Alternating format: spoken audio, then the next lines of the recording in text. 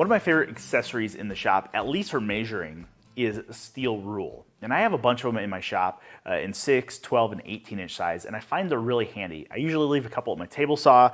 I always have one in my apron. This one happens to be an aluminum one, but I like the ability to have a rigid measuring device that's usually extremely accurate.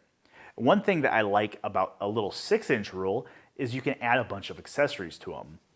For example, this one that I keep in my apron has a stop on it. So I can slide that and set it for a measurement that I'm using a lot on a particular project, such as marking out mortises. It works really well for that. And another accessory that I really like to have for my rule is this guy. And this is a little setup gauge. And I use this to help me set up different machines in my shop. Let me explain to you how it works.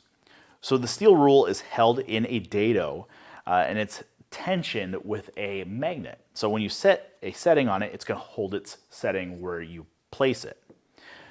And because this setup gauge is the same height as the ruler, it works really well to set up a machine like the router table.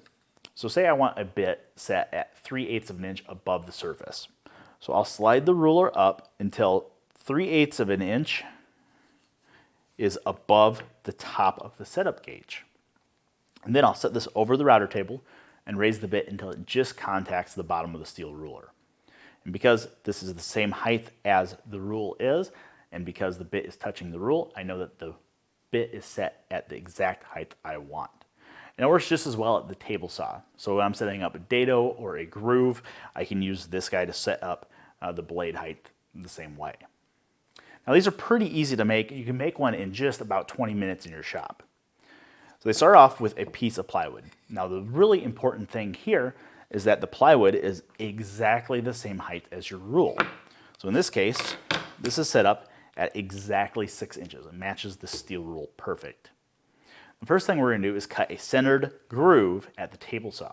I'm going to do that with a dado blade.